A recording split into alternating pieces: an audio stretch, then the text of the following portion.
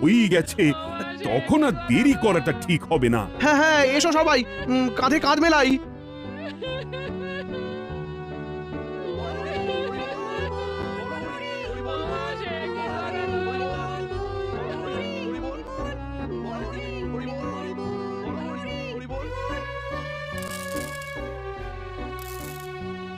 গোপালের দেহ কারা কাঁধে করে নিয়ে যাচ্ছে, আমাদের কিছু শিক্ষা দিয়ে যাচ্ছে মহারাজ।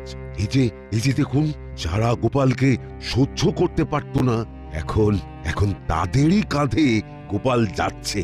তার মানে শেষ পর্যন্ত কেউই কারোর শত্রু থাকে না, সবাই মান অভিমান ভুলে কাঁধে কাঁধ মিলিয়ে পার করে দেয়। তাই তো, এই দৃশ্য তো সেই কথাই বলছে।